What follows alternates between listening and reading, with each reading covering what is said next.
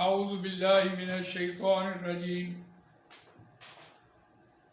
بسم اللہ الرحمن الرحیم ان اللہ لا یستحیی ان یضرب مثلا ما بعوضة فما فوقها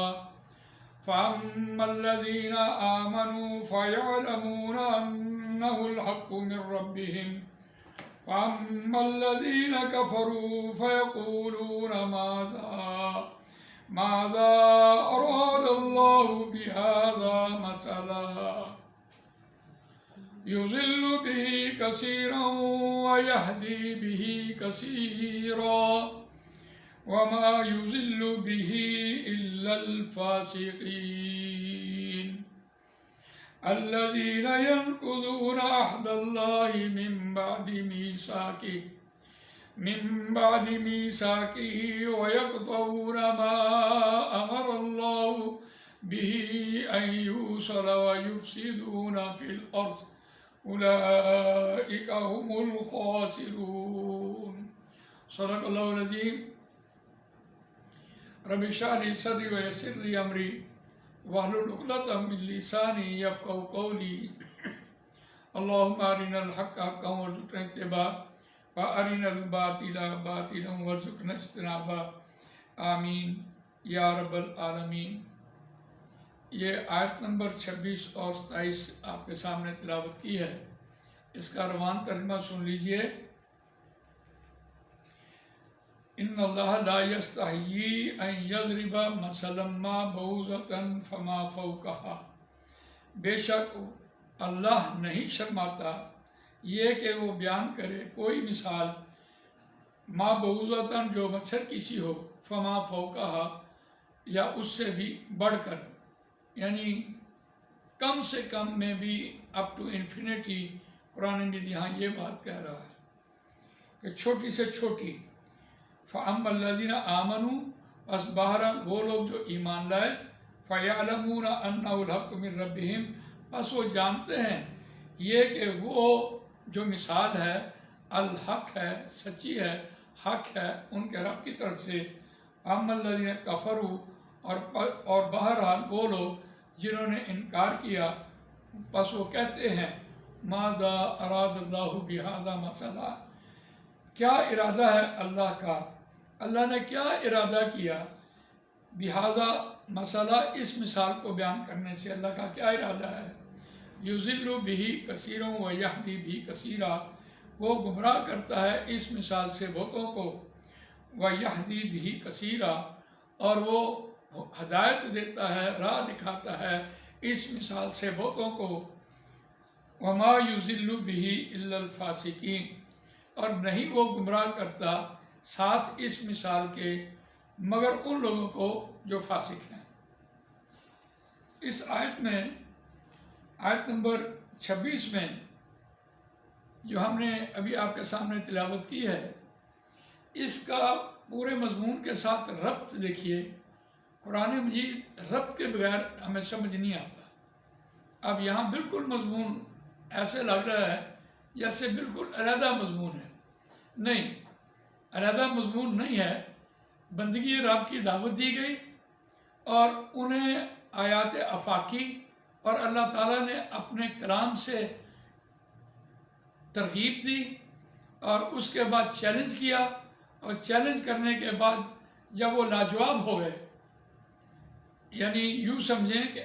یہ جو آیات ہیں یہ ان کے بارے میں یہ کہا جا سکتا ہے کہ یہ مکی دور کا نزول ہے۔ بلا شبہ یہ آیات جو ہیں سورہ بقرہ کی، یہ مدنی صورتیں ہیں، لیکن ان میں آیات کے حوالے سے، مضمون کے اعتبار سے یہ بات سمجھ آتی ہے کہ کون سی آیت ان لوگوں کے سامنے پیش کی گئی ہوگی جو انہوں نے جس بات کا انکار کیا۔ اب ظاہر بات ہے اگر مدینے کے لوگوں کو دیکھیں تو وہاں یہودی تھے، عیسائی تھے، اور مشرک، دو اوس اور خزرج، دو مشرک قبیلے تھے، ٹھیک ہے، ان کی طرف سے بھی یہ بات آ سکتی تھی، لیکن زیادہ تر مشرکین مکہ نے بھی یہ بات کہی کہ اگر آپ اتنا قرآن مجید مکے کی، چونکہ مکے والے لوگوں کی زبان تھی اور ان کے سامنے ایک چیلنج رکھا گیا، تو اور جب لاجواب ہو گئے تو پھر انہوں نے ایک بہانہ تراشا، اور بہانہ ان کا یہ تھا کہ ٹھیک ہے ہم سردار ہیں، کھاتے پیتے ہیں، ہم انسان ہیں، پوری کائنات اللہ تعالیٰ نے ہمیں دے رکھی ہے، ہم جیسے چاہیں اس کو استعمال کریں، لیکن اپنے کلام میں وہ ایک چھوٹی چھوٹی قرآن مجید میں اللہ تعالیٰ کیوں مثالیں دے رہا ہوتا ہے؟ مچھر کی مثال دیتا ہے، مکھی کی مثال دیتا ہے، شہد کی مکھی کی مثال دیتا ہے، چیونٹی کی مثالیں دے دے کر سمجھا رہا ہوتا ہے۔ تو یہ چھوٹی چھوٹی مثالیں کیوں دیتا ہے؟ اگر ہمیں سمجھانا ہے تو پھر ہمارے شایان شان مثال لے کے آئے قرآن مجید۔ جب یہ ان کا سوال تھا تو اس سوال کے جواب میں اللہ نے یہ بات کہی کہ ان اللہ لا یستحیی ان یضرب مثلا ما بعوضۃ فما فوقہا۔ دیکھیے اتنا بڑا کمال ہے کہ اللہ تعالیٰ نے یہاں بھی انسان کے ایمان کا امتحان لیا کہ اگر اس کا قرآن مجید پر اور رسول اللہ صلی اللہ علیہ وسلم کی ذات پر ایمان ہے تو جو رسول کہیں صلی اللہ علیہ وسلم اور جو اللہ کہے اس پر منوان مان لے، اقرار کرے اور اس پر عمل کرے، اس پر ایمان لائے۔ تو یہ ہے نا بات، اگر کوئی عذر اور بہانہ لگائے تو پھر اس کا ایمان کیسا؟ ہم انشاءاللہ اگلی اسباق میں پڑھیں گے کہ یہود نے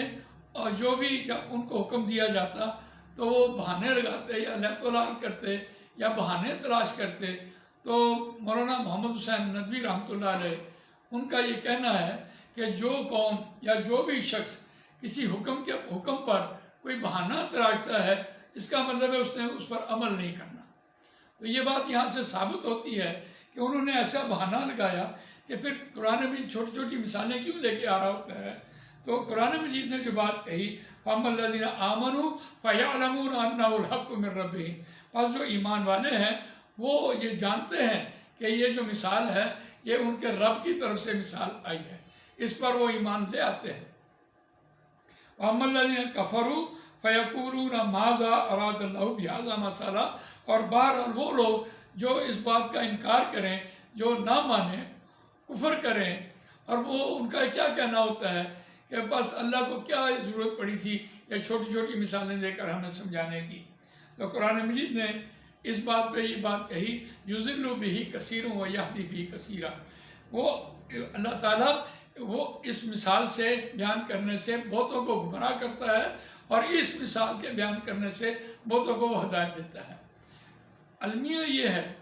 کہ آج کی دنیا میں ہم نے یہ بہت سے لوگوں سے بات سنی، اکثر سنی، کہ قرآن مجید ہی گمراہ کرتا ہے اور قرآن مجید ہی ہدایت دیتا ہے۔ یہ بات بالکل غلط ہے۔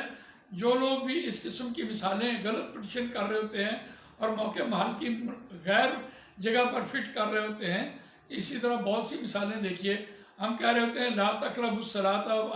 آگے نہیں کہنا وانتم سکارا، بس بھائی نماز کے قریب نہ جاؤ، ہے تو قرآن کی آیت لیکن دیکھیے کہاں اس کو حوالہ دیا جا رہا ہوتا ہے۔ اور اسی طرح لا اکراہ فی الدین، دین میں کوئی جبر یا سختی یا زبردستی نہیں ہے۔ یہ جب اسلام میں انسان داخل ہو جائے تو اس کا ضابطہ حیات کو اس نے قبول کرنا ہے، اس نے نماز پڑھنی ہے، روزہ رکھنا ہے، حج کرنا ہے، اس نے زکوٰۃ دینا ہے۔ اور جب کسی کو آپ نماز کی دعوت دے رہے ہوتے ہیں تو کیا کہہ رہا ہوتا ہے؟ لا اکراہ فی الدین، قرآن مجید کی اس آیت کو فٹ تو کر رہا ہوتا ہے، اس کو اپلائی تو کر رہا ہوتا ہے، لیکن غلط جگہ پر اپلائی کر رہا ہوتا ہے۔ اس کا یہ سیاق و سباق نہیں ہوتا جہاں ہم یہ آیتیں فٹ کر رہے ہوتے ہیں۔ اسی طرح کی یہ آیت بھی یُضِلُّ بِهِ کثیرٌ وَیَہْدِی بِهِ کثیرا، کہ قرآن مجید ہدایت دیتا ہے، قرآن مجید کسی کو گمراہ کرتا ہے، یہ بات بالکل غلط ہے۔ یہاں تو وہ ایک مثال دی گئی تھی اہل ایمان کو کہ دیکھو یہ ان کے ذہنوں میں یہ سوالات جو آ رہے تھے،